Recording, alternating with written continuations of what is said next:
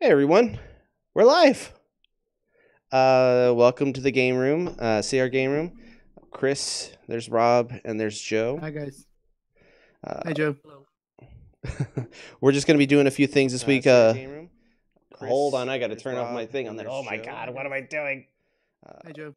All right, there we go. So we're gonna be talking about the Golden Age tournament. We haven't fully broke it down yet, but I mean, we do have a lot of things that we could talk about with it, and we're also gonna be going over what we're gonna be doing this Saturday and some things that we just are interested in. So, without further ado, how's everyone doing today?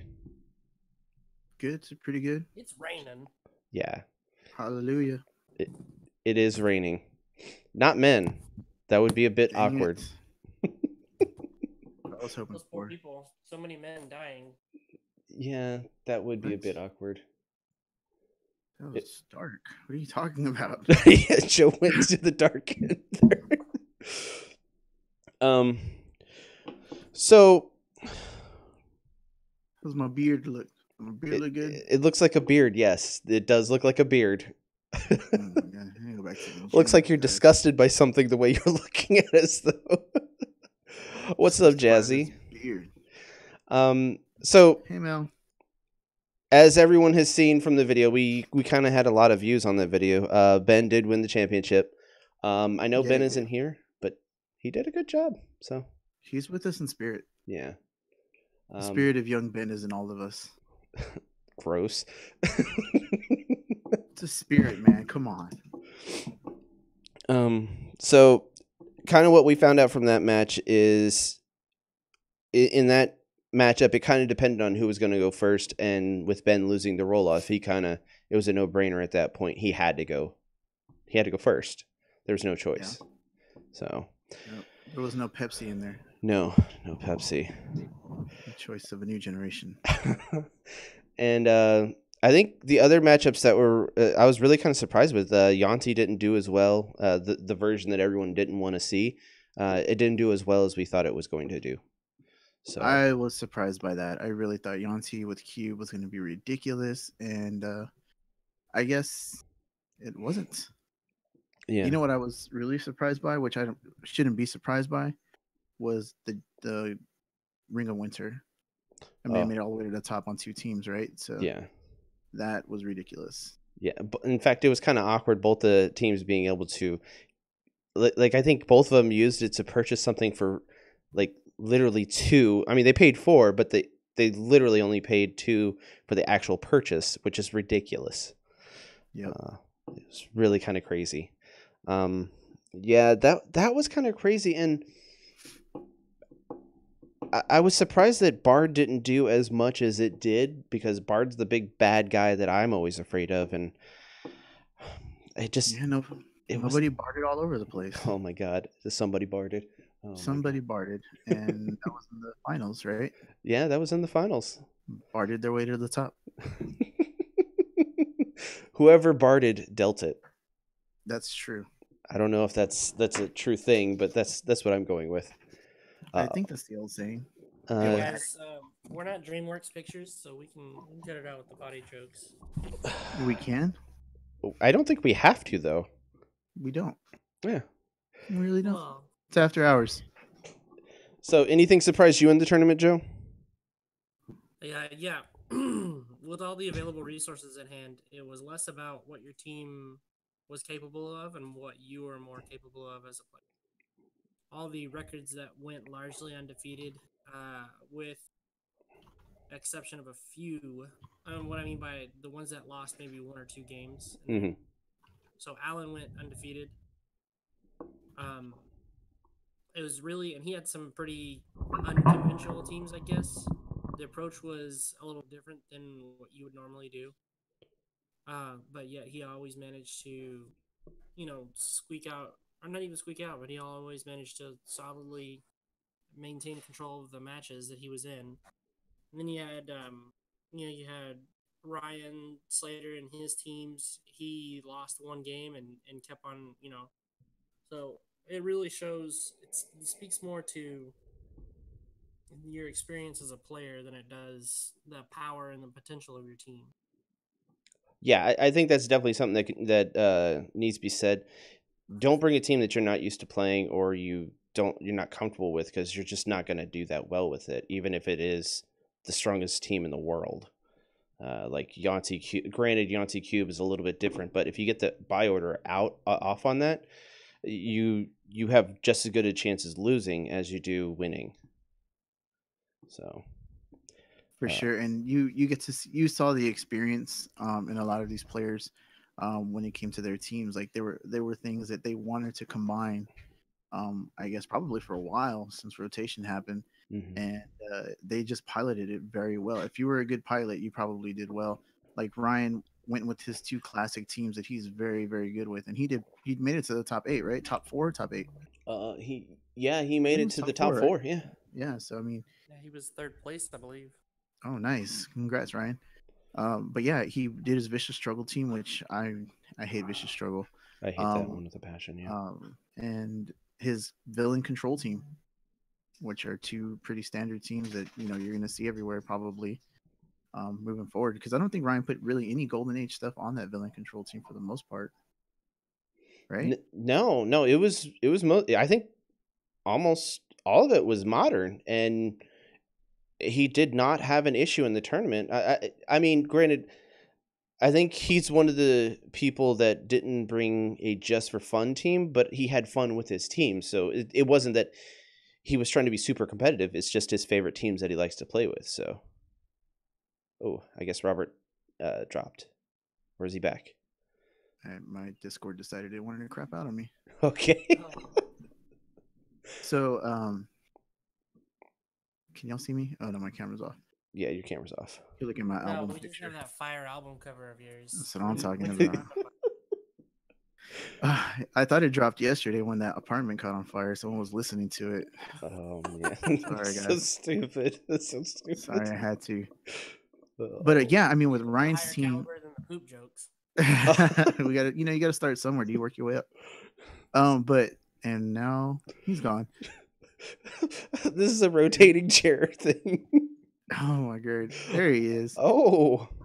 So, what was I gonna say? I was gonna say Ryan did really well with his team, and it wasn't unbeatable. Obviously, he lost in the top 4, and I don't think he went undefeated all the way to the top 4, did he? He lost in round or 2. He lost to Alan. He lost, yeah.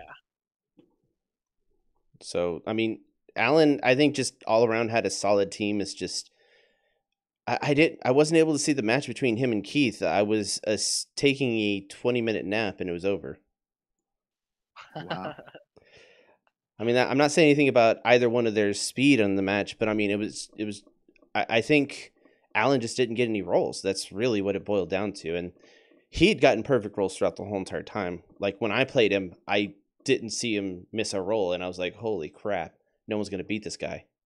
Yeah, and I was somewhat right.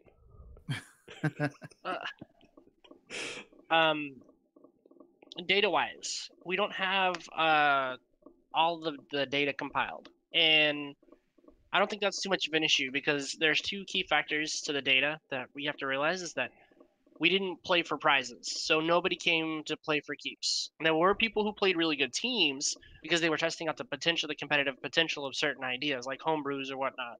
Yeah. But nobody decided to go all in on, both of their teams. Nobody decided to go for the money, so to speak.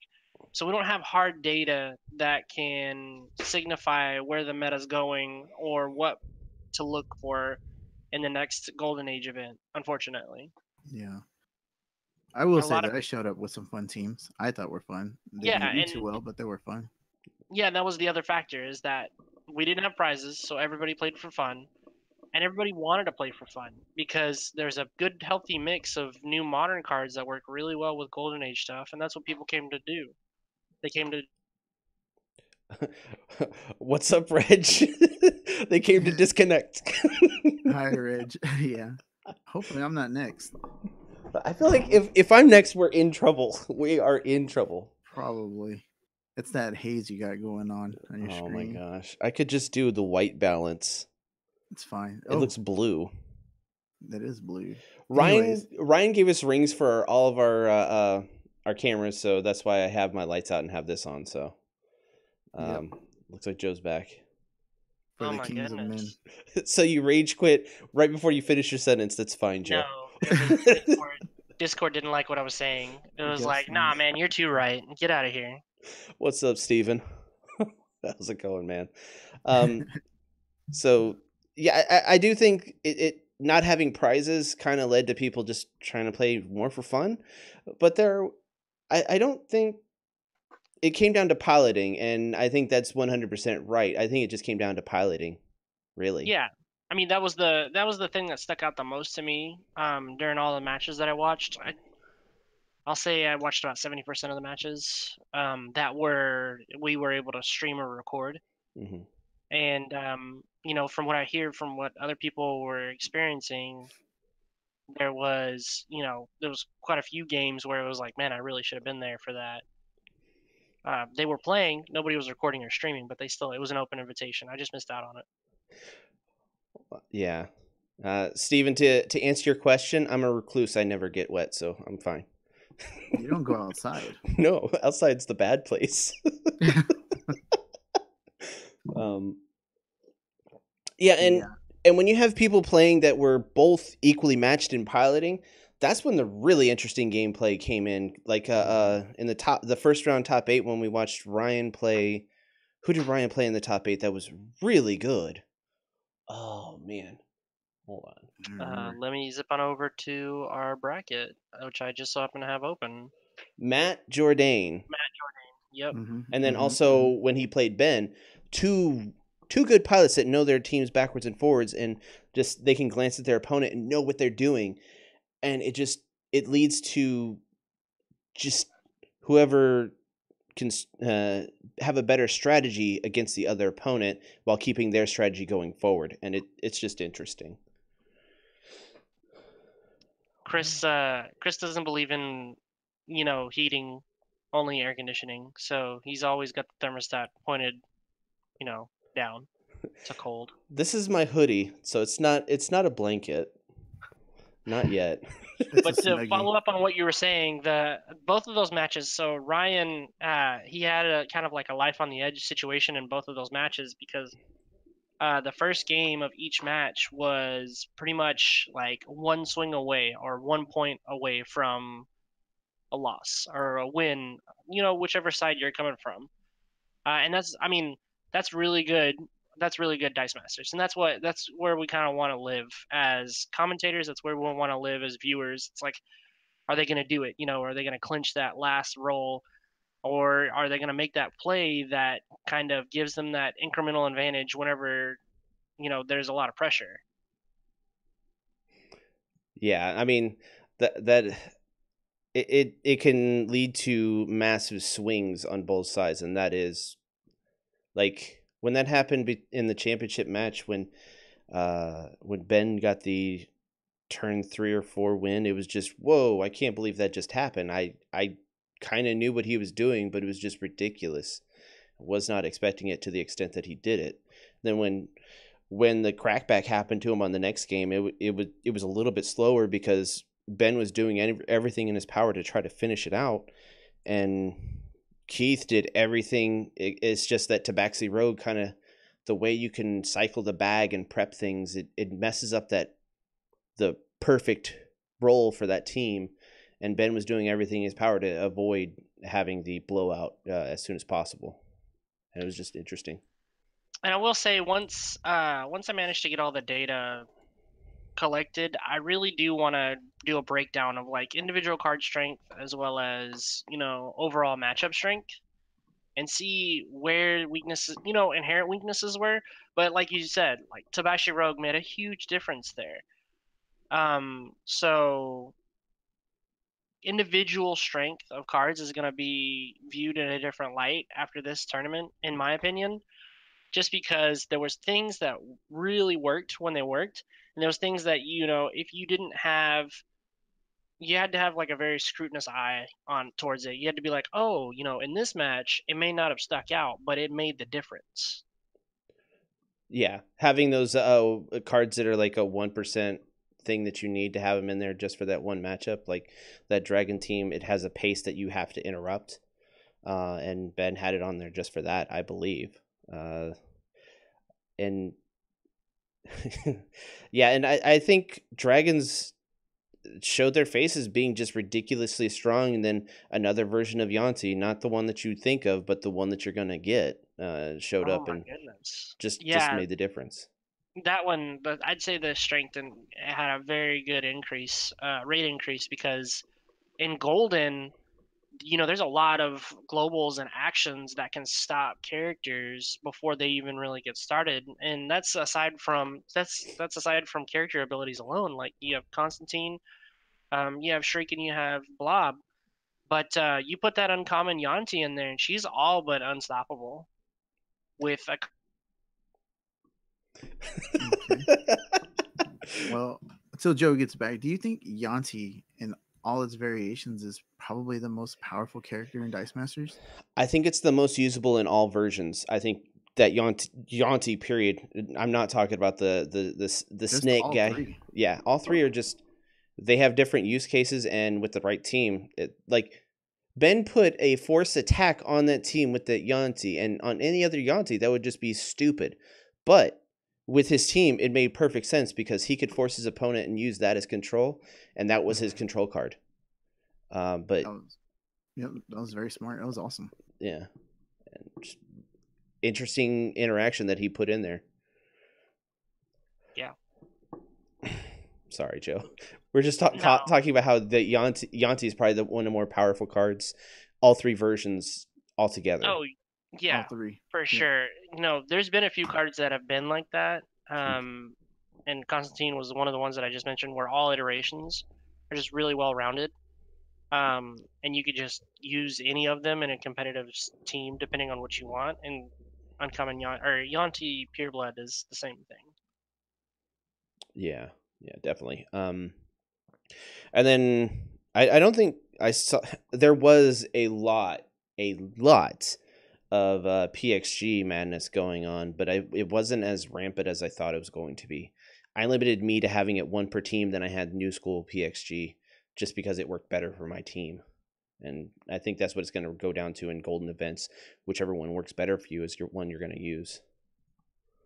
Oh yeah. So another thing too is a lot of people, because we had a couple of newer players in the tournament, and that was a great experience for them because probably about round 2 or 3 they realized that PXG is just great. And even the people watching, they were like, "Man, PXG is just so dope. What's going on here?" Um, and so really it gave people a chance to see the potential of just how a global can get you to 4 or 5 extra energy a turn, and it helped them kind of get on that learning curve, I guess, and just shoot past that learning curve. By round 3 or 4, people were pretty familiar with PXG and how to use it. From the matches I watched anyway.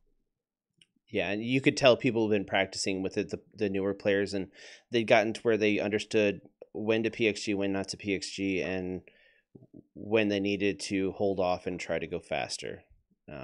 That's really the thing with PXG. Good for them, because I still don't know how.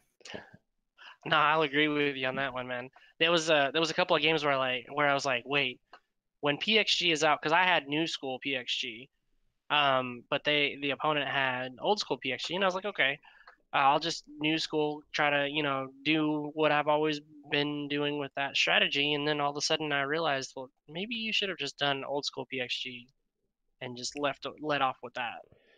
Yeah, I think the only time that New School PXG makes a lot of sense is when you're running some kind of sidekick team, and your ramp is fielding sidekick. Yeah, mimic ramp. But even then, you just got to realize when it's better to do old school versus new school if you have both of them available to you, like if your opponent has it. I think there needs to be a whole lot more data about that just to figure out when to do, when not to do, because there's lots of data on when to PXG and when not to. There's tons of data about that because there's lots of tournaments that went on with that. But I think people are kind of ignored the new school PXG just because they were like, oh, I could do the old school PXG. I don't have to worry about a mimic, but mimic makes sense on some teams, and even in Golden Age, and you just got to figure out the right time. So Reg brought up a really good point. He thinks the PXG overall, the old PXG, is still the best card. I would argue on that, but his question was a really good one. Would you like to see a reprint of it in the next X-Men set? Here's what I think they did with the Thor set that made me kind of look at. So what he's really trying to say is he loves PXG and he wants it back exactly the way it is. Am I right?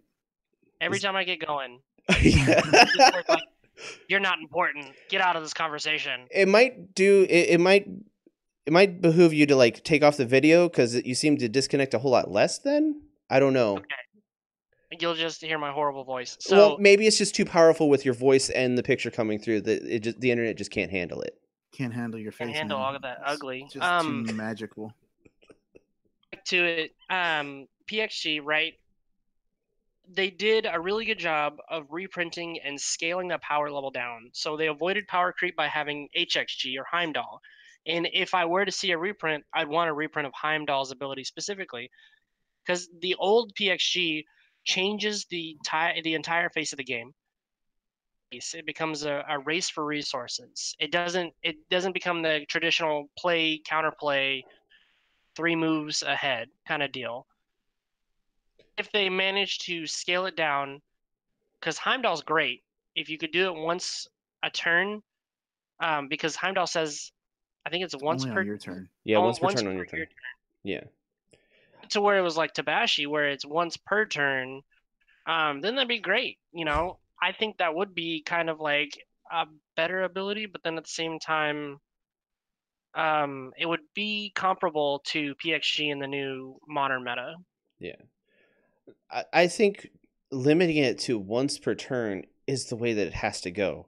Being able to just like traditional turn 1 is always buy a character that's, if you're going first, buy a character that's 2 cost, have a mask, and PXG.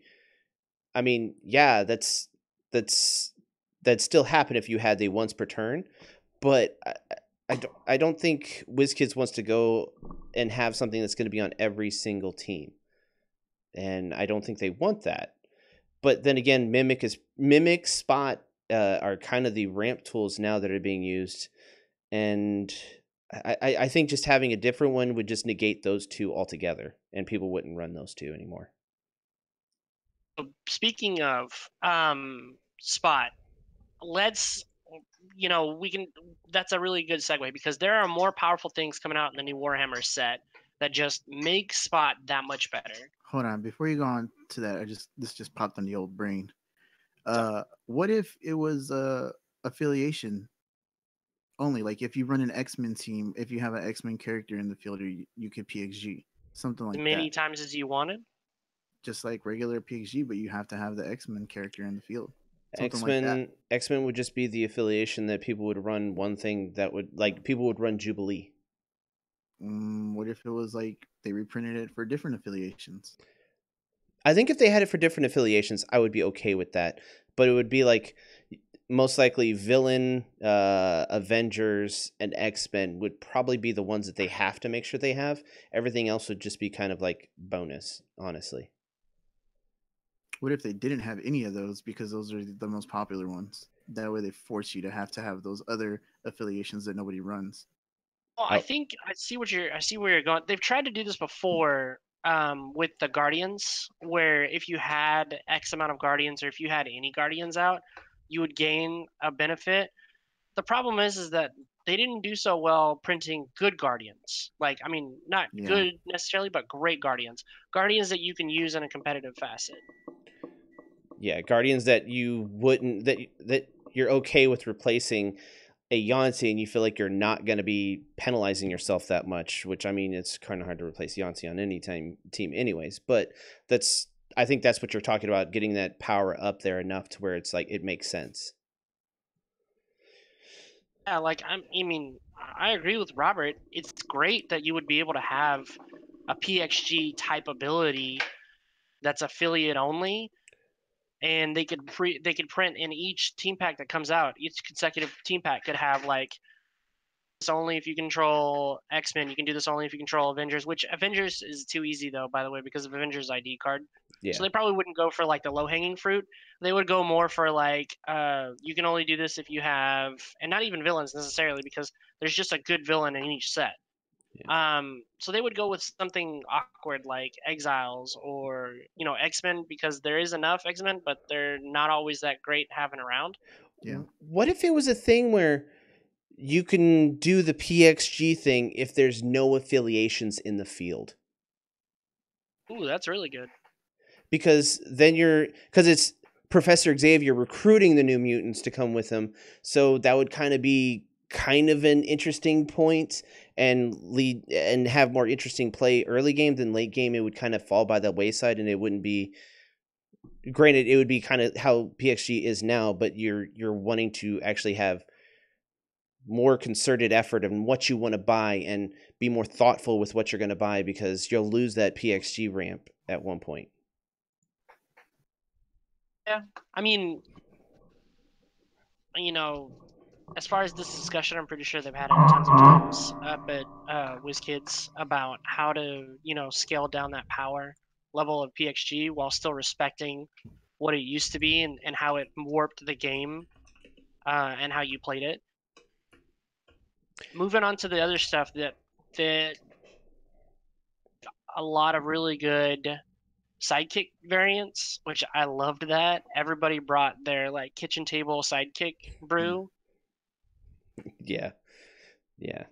I like the sidekick team with the Spider-Man. I just, when I saw that first played, I'm gonna be honest with you, I net decked the crap out of it, but I think it's an interesting team. In fact, on the further progression on that I have, I actually have the Thanos crushing double over crushing one on there instead of Spider-Man, and it's just kind of ridiculous. It is. So no, man, like Spider-Man's cool and all, but Madam Web, it just seems to me like she's just she's better. Yep. Yeah, but Cost the same. She's the only thing you're doing is different is you're paying 2 energy to have all creatures block her. Everything. Because you don't have to worry about fielding a million sidekicks in order to get your 3 to 4 characters through. True. Oh yeah. But I don't know. I like it. Yeah. So Joe, what were you gonna say about the spot with the Warhammer set? No, I feel like I'm getting ahead of myself. We were currently talking about the Golden Age 2-team takedown tournament. I wanted to finish that thought before moving forward, because there is an obvious kind of out in the form of a global ability, and I kind of want to spotlight that, but I don't want it to, I don't want it to take over what we're currently talking about, because I feel like there's still a lot to learn from this last tournament, even if the numbers weren't really there, even if it was a very small pool. It's not like we had a national event where multiple regions did the same thing we did, and we were able to collect data from that. So this would be skewed, but to an extent. We would see overall averages increase, and yes, individual card strength would increase, but as Armada brought it up, because he's the better statistician than I am, he's better at analyzing that kind of data. It is still a very limited pool that would be pulling from. Yeah, it's just the pool that we have.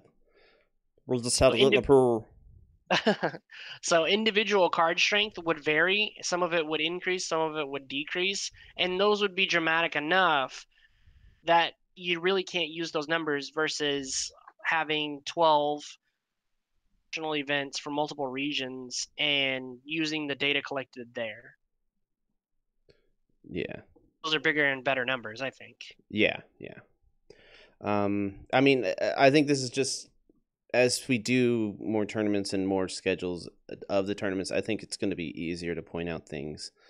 But yeah, I don't know what that is that you guys are talking about. What's the FDB global? Bloat drone. Oh, yeah. Okay. I really don't want it to hijack the stream, but I think that in and of itself deserves an entire segment, because it plays chalkboard used to, and that is really saying something. The only drawback to it is that it requires a sidekick to sacrifice. That's not that Not hard. too hard. Yeah. It's not that hard, but if you're rolling nothing but energy and you want to get that character that you just bought and you have an empty field, it becomes hard. True. Yeah. So that in and of itself deserves a spotlight, but I really think it should be for another video or just later on after we finish with this. So the data wasn't there, but we still had a good grasp of how certain modern cards like Yonti and Ring of Winter and the Dragons interact with from Golden Age era. And I really think that that's a good basis to start off of. Yeah. I think we kind of knew that Cube was going to be I don't know if Cube needs to be involved in anything anymore. I don't know, because it seems like everyone that had the Cosmic Cube on a specific team, that was their team they always won with, and the other team was the one that they were trying to slog it out with. But then again, it could just be my thoughts on it, because I always won with my King Black Bolt team. Well, I think we've seen enough of Cube, not just in this tournament, but since it came out, to know that Cube is Cube, and it's going to do what it does, and it's going to give 110%, and it's going to follow the process and put its pants on one leg at a time. What? I just my goodness. No, it's going to put its Cube, full man. bodysuit on one Yeah. stretchy part at a time. Jesus. I was waiting Robert. for y'all to notice when I was in what I was doing there. But yeah, it's Cube, man. Cube's horrible. Everybody hates Cube. Like, Yeah, so the again, another reason why this tournament was really awkward for me, I look at it as it wasn't enough data, but it was enough. It kind of meets that middle grounds, right? There was only 2 rare cubes in the tournament. because everybody hates Cube. That's why. Me, Ryan, Michaela. I know at least. Oh, there was 3. Okay, there was 3 then. Ben had 1, so that's 4. There wasn't enough to that's still unfortunately not enough in my opinion to show any kind of dominance. Yeah. We've seen Cube dominate though outside of our tournament though. Well, yeah, I for don't- sure. Like, I'm not gonna deny its raw power, but I'm saying in a Golden Age format where there are more powerful things like a Gold Dragon swinging on turn 2 or 3, those things I would worry about. Yeah. I would Yeah. worry more about the raw power of Ring of Winter over Cube, because with Cube, it's possible to shut down whatever characters they have that benefit from that damage. Then it would be to stop a dragon who's going to be fielded on the same turn it's bought and swinging in. Yeah. And Ross, you're kind of exactly right on point. It does bring more things into the spectrum of being a good win con, but that's not what Cube is about. It's about making these stupid win cons that are already stupid, like so stupid that it's not fun to play with and play Stupider. against. Or play with and play. Yeah. It's not. I'll Hey. agree that on the terms of fairness, it's not. It's not a fair card by any stretch of the Not fun. imagination. Yeah. So it's not a fair card in the fact that it takes over games and it'll warp the meta. We're playing for prizes again. I could see an 85% presence in the overall field and team entries of Rare Cube, some form of a team that's going to use Rare Cube. Even like you guys were saying, only use it. Yeah. I think it might even be the only people that wouldn't be playing it were the people that don't have it. Period. And I think at this point, most everyone has that card. Have it, but there's a lot of people I know that that have sworn it off. Yeah. I've sworn off Super Rare Yanti. So it's like, there are people who will just refuse to play that card because they realize that it's not a very fair card. But yeah, so in the future, when we have another Golden Age 2-team takedown tournament, we'll initiate a ban, or whoever's running it, we'll come together as a group and we'll say, all right, well, we need to ban Rare Cube. Yeah. I mean, I think that's going to be consensus on that, because it just, yeah. I'm Well, running it. I'm gonna ban all the things. Sworn it off. So Ross, that's a perfect point. Again, when you're playing for high caliber prizes, high tier prizes, or even just the ability to be recognized as bigger than what we are as an online community, then yeah, all bets are off, right? The gloves are off. we're gonna play as dirty as You possible. play to win the game. Oh my god, you're just dropping all the stupid things tonight. You Yeah, invited I mean, me. it's one of those things where you can't really gauge of it unless you put something on the line that's worth going out for. We'll play for pinks. We'll play for pinks. That I had to is throw a- in Do it. that's an old cliche race thing. Oh, you haven't seen Fast and the Furious or any No. racing movie? I saw the first one Okay. when they were stealing the tube TVs that were TV VCR combos or something like that. There's a lot of money in that market. Yeah. In 2002. Anyway, so what will probably happen is we'll issue a ban, and depending on how dominant the Ring of Winter gets, because I feel like that's going to be a card that's going to get out of control. Yeah. I feel as though Kree Captain kind of does the same thing, though, to a worse extent, because it's not limited to you have to have a 6 cost to discount it.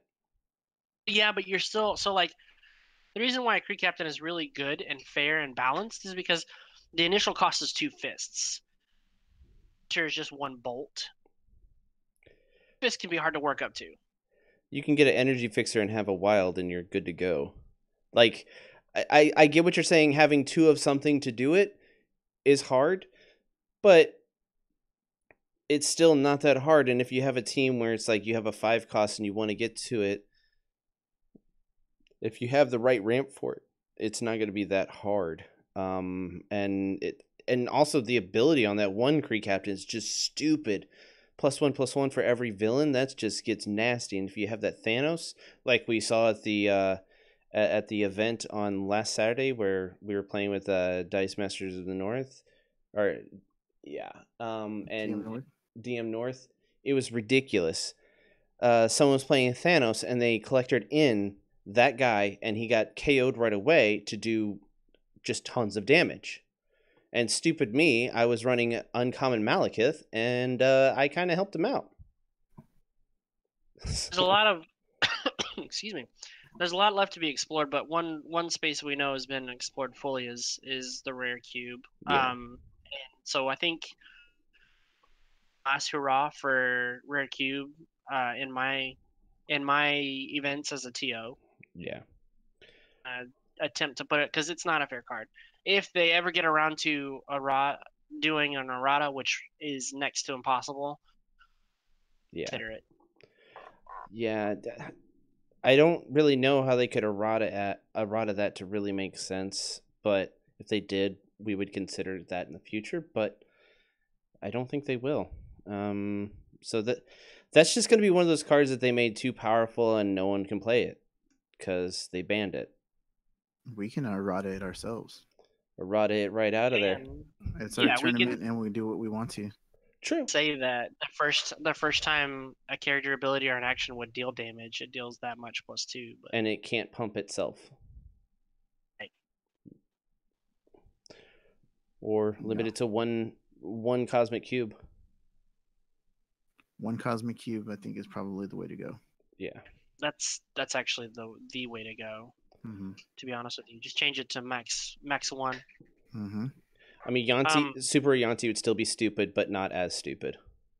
Yeah. You stand a chance at that point. Yeah. You can probably work some magic around that. So anyway, going back to what else we've learned from the tournament, Bard is still really good. Bard is still ridiculously good. I myself was able to just pull some wins out of nowhere. And I saw, I believe, who was it that had the other Bard teams? It was Michaela and who else? Corey had a Bard team. Keith had a Bard team. Keith's team was nasty. See this, I think half of I think there's, and Kim Tank ran a Bard team. Her Bard team actually schooled mine. Yeah. Her Bard team is super good. Anyway, I mean, looking at the numbers, Bard had a really good showing as well. and it still established its dominance. I mean, you can work around it, and you can do things to work against it. Yeah, You know, you were go not all in. wrong. You are not wrong, Ross. WinCon stall out. You play Bard. You're in WinCon instantly taken care of. Hey, that's how I played it out with my team. And then of course Oh, we have the givens like Serena, very very good bringing it up, Reg. I So hate we that card. saw Serena Swarm, and you know what? I think that is a perfectly, so in my eyes, best version of a super rare you can get, because it's still balanced to an extent, right? Because it requires the opponent to have things that would put them on the back foot defensively, and it's low costed. Every time I play against someone with that Serena, I always seem to roll level 1 characters, and I feel as though it's just the worst card in the world. I love that card. Yeah, I Still know stick you by do. I still stick by my statement that if Avengers Infinity War were to come out with Serena, I'd have minded it one bit. Yeah. Because it would bring it back into modern, and it would give us another to work against stuff like dragons or, Super Arianti. Yeah, if you put that against Super Yanti, that's really rough for Super Yanti. Because you just keep putting it down and ping it out. So if they would have gone that direction with, the reprints and Serena, but of course they had a different color scale on her. Mm-hmm. She was the red and blue instead of like the red and black. Mm.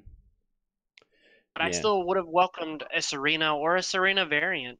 She deals 1 damage if you don't spin it down instead of 2. That would have been nice. I would have been fine with that.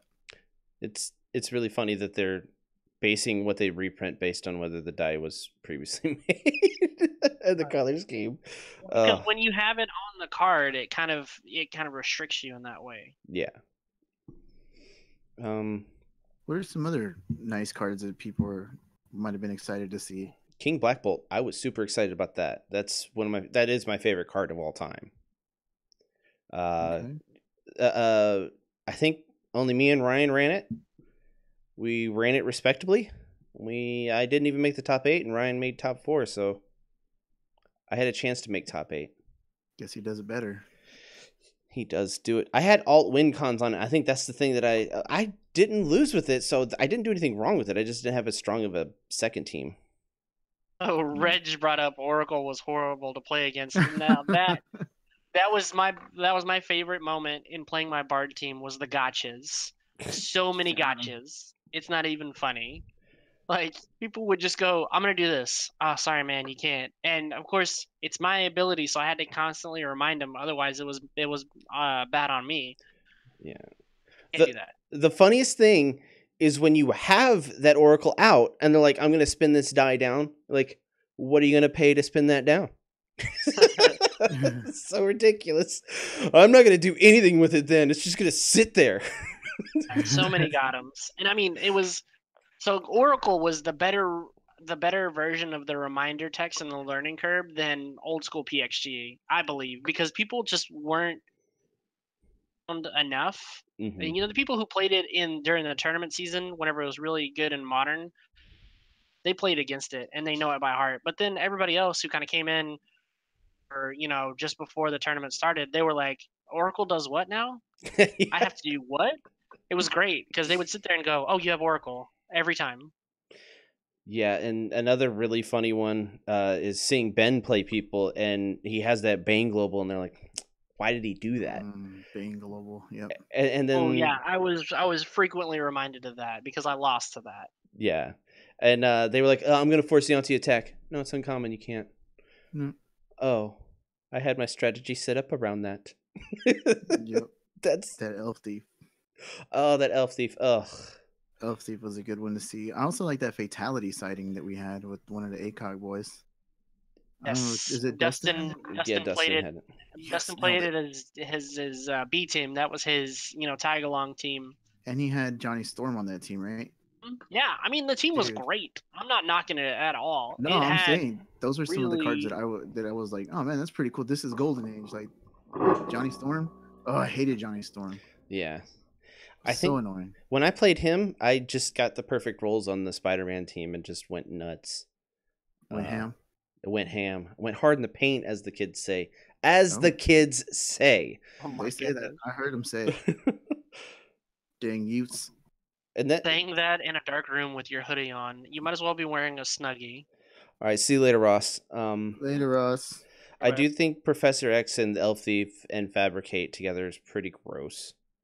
That's just, and then even if you put Parallax on that, you steal all your opponent's energy, and you're like, okay, I'm just gonna save it for next turn too. I'm gonna fabricate this. Good luck. You know what was funny about that is the couple of teams that I saw that had Elf Thief, they either didn't run Parallax or they didn't use it Yeah. for playing. Most of the times that I saw anyway. And I was like, you can re-roll them with Parallax. And they were like, no, I'm going to do something else with your energy. And I was like, yep, fair enough. Yep. Parallax Ridge. That was fun. The lax tax. Always got to The be watching lax out for the tax. lax tax. I Yep. love it because it kind of works exactly like you would imagine it would for your opponent, because it's like, yeah, they're going to take that 50-50, but in the end you still gain the advantage because they're using their resources to just be in the same place. Yeah. And if you're not careful, like, I think Sararek is probably a more fair, or Crystal, but Crystal doesn't get around that much at all. But yeah, I think Scarlet Witch. Yeah, Scarlet. Crystal's not a good card because Scarlet Witch just stops it. Period. But Parallax is so good, but man, you wind up being your own worst enemy when you have that. That's true. So, let's see, what time are we at? We got about 12 minutes. And the thing about Parallax is you get that one time where it's just like it rolls perfect and you're like, yeah, it totally makes sense. And you're just trying to get back to that high from that one time. It's like playing blackjack or something. You hit that blackjack and you're like, oh yeah, and then you lose $1,000. That never happened to me, I swear. So, all right, so that's our initial thoughts on the Golden Age tournament and the results on it. I think, are you cool with that, Joe or Robert? Yeah, no. I'm more than happy with that. It's this the tackling the data because it's quite massive. Even though it's not that much, it's a lot for us because we got to work and do all that kind of stuff and get to it. I don't have time to dedicate the breakdown and everything like that. Yeah. You need to make time. Okay. Okay, Robert. You should just stick with your potty jokes. All right. So this Saturday, I think we kind of all want to do. Someone's not going to be hanging out with us because they don't like us, I guess. We're going to be doing a King of the Hill Saturday night game room. So you can, whoever plays first, just be prepared to have your team ready to go, and whoever wins moves on. The loser is gone. You got to call next, like when at old school arcade games say, I got the next game. Put your quarter down. Put your quarter down. And then the week after that, me and Joe want to do a mastermind. Yeah, you do. We might try to just get a sign up for that to see as many people as we can get to play, because we're looking to get at least 4 or 5 people. Whoa. And the more the merrier. Really, I mean, we played a 3-man game, Chris, the first time you played it, and that was so much fun. There was so many levels of politics involved in that. In 3-man, you're always going to wind up, somebody's going to wind up playing Kingmaker, right? Yeah. But in a 4-man pod, yes, you can use Canadian quarters. In a 4-man pod, it's just great. Level of participation and the level of like shenanigans just increases. Yeah, when we played the mastermind, I won by 1 life. That's it.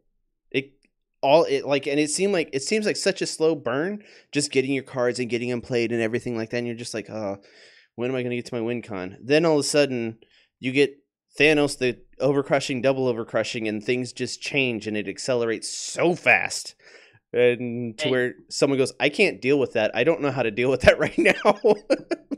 I'd say like the first 5 or 6 turns are just like a massive sprint to see what kind of team you can get to, because you still have your 8 slots that restrict you, what characters you can have on your team before you replace them with the ones that you want to buy. Yeah. So that's the thing. Like, you have to spend those turns either digging through your deck for something that's going to work on the team of 8 that you have, or you just wall up.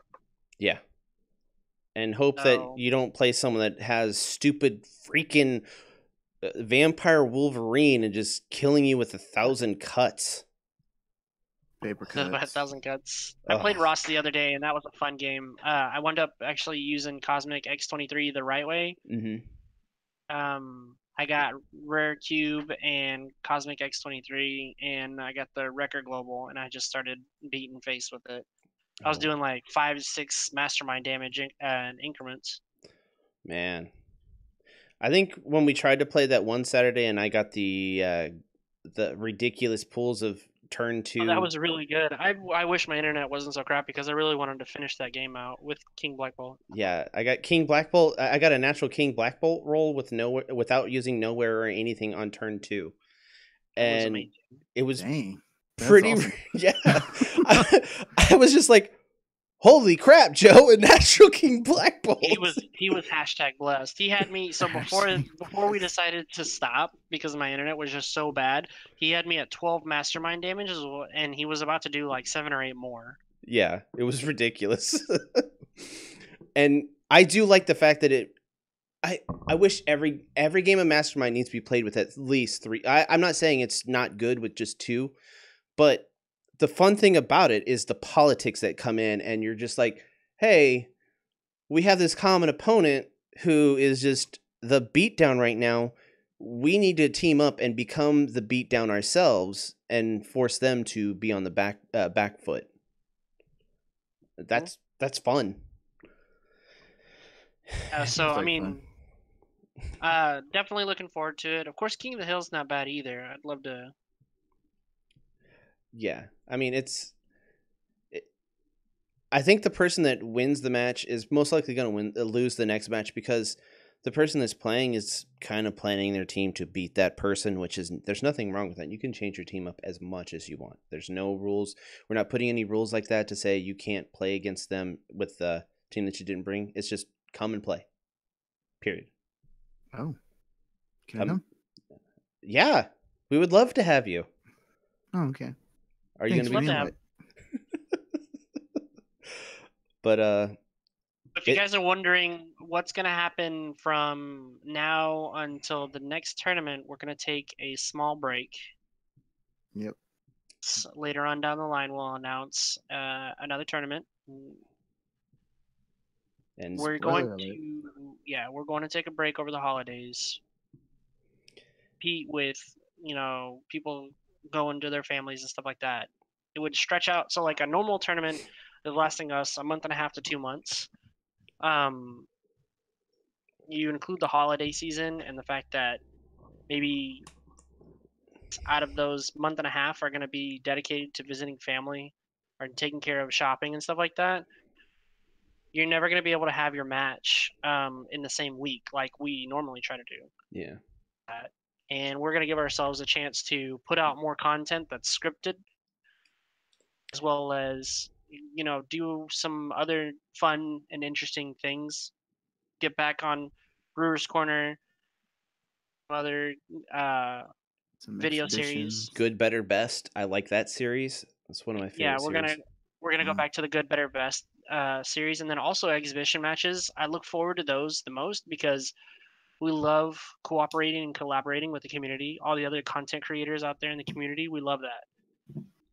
That's my favorite thing to do, is just somebody else from another channel. Hey man, you wanna get together and that sounds great. That's the best way to get in touch and get involved with everybody in the community, is to do collaborations. And another thing, I know we said we're going to have a giveaway at 100 subscribers. We are. We want to do it right though. We're going to try to take this serious, script it. put it out, have Mhm. an actual way that we're gonna keep everything in line. And we actually had kind of a group meeting with everyone that's in the DFW area for our channel. So it's 4 of us. I think what we decided was everyone has to submit a video of them floss dancing, and the best person doing the floss dance is going to win the giveaway. That I don't want to go through all those videos. I don't like watching people floss dance. But we're going to be putting out that video, and we haven't forgot. Nope. I've been thinking about this for a long time, and I didn't want to fully go through with the planning of it and doing everything like that till we hit us 100 subs, just because I didn't want to jinx us. This is important to me and everyone on the channel, and we plan on doing it. What was that? It was my cat. Oh, He okay. decided that our holiday decorations needed to be all over the floor. I mean, that's where they should be, right? Yeah, floor decorations. So Well, yeah, so we had the meeting and that was great. It was a great thing to be able to come together and actually talk about and moving we're gonna do. forward. That was probably my favorite part of the meeting, was talking about all the potential things. Yeah. Because that means that we're able to give more to you guys, the listeners and the followers and people who participate in the tournaments. Yeah. And we appreciate everyone that participates in the tournaments and watches this and puts up with us, so to speak, including Robert. I mean, look at him. Yeah, look at me. I don't even pay attention most of the time. Thanks for putting up with me, guys. We will have Let's Draw series with Robert more often too. Let's draw. I think Robert should do a draw our channel life, and it'd be like really short. I drew a Batwoman while y'all were doing that on the back of my losing lottery ticket. So You didn't win in South Carolina? nope. Man, I was hoping you're gonna call me up and be like, "Hey, let's go We get done the came winnings. Up, son. We done came up. let's go pick up the winning lottery numbers, Chris." Okay. Yeah. We're driving down. I need my muscle. Yeah. I want to put as part of the giveaway a custom card. I have some already pre-drawn. You know that you've probably seen them in the stream, or I actually take a picture of them and put them on our Facebook chat or maybe in Discord somewhere. But I have a ton of blank cards. Maybe I should put out like a request poll or something like that and see which one people would be interested in. Because I have like Wonder Woman, Hulk Out, Beast Boy, Vibranium Shield, Storm, Bob, Agent of Hydra, Blue Dragon, Jay Garrick, Batgirl, and Red Dragon, and one Batman's blank. I kind of want to hold on to that one, but man, I don't know if the people want it. Yeah. Well, hey, one more thing before we go, and I really wanted to focus on this as well, but we just got busy talking about the tournament organizer. Yeah. I wasn't really involved towards the latter half of the tournament, but I just want to say thank you so much to all 24 of the participants that entered. Thank you so much to all the people who watched all of our streams, who watched every single match, who hopped over to our Discord, as well as our Facebook page. You know, that's why we're doing what we do. We do it for you guys. I have fun serving others. That's my favorite part of the day, is just getting up, going to work, knowing that in some way, shape, or form, I'm either helping someone or serving someone. That's what I want to do with the channel. That's why we want it to grow, so that we can reach out to more people, and you know, we can work as a community to grow the community and address needs of the community, as well as just enhance play of the game that we like so much, as well as other games too. We still have more content coming out with Magic the Gathering Arena, a lot streaming more on Twitch. Yeah, streaming on Twitch, which is a huge deal. Yeah, it's starting to grow on Twitch. Yeah. Oh, and then eventually, whenever I get back on my feet financially, I'll be able to move into Hearthstone, even though I'm not very good at it, and Pokemon trading card game. Yeah, I do agree that we should diversify. This sounds really like businessy. We should diversify with as much stuff as we can. Diversify our portfolio. Yeah, but right now, Magic the Gathering Arena is really good. I do agree Hearthstone's pretty good.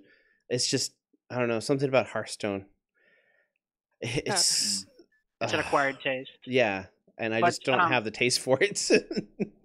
But so for the games that we love, yeah, it's whatever we're a you want to game do. room. So, suggestion, you want us to do that? We'll try our best to keep it together, or put it together, put it on air. And if it fails the first time, you know what? It's a learning experience. Otherwise, we'll just enjoy it either way. If we like it, we'll do it. That's our motto. As It- long as we enjoy it, we're gonna put it out there. We'll fail Someone till will we watch do it. it right, and have Just fun. keep failing. Yeah, who Have cares? fun along the way. We'll have fun doing it though. Yeah. That's the important part. That's the most important part. So, we're gonna be, yeah. I'm really excited. I think all of us are, honestly. Ryan Especially and Ben are. thinking- Go ahead.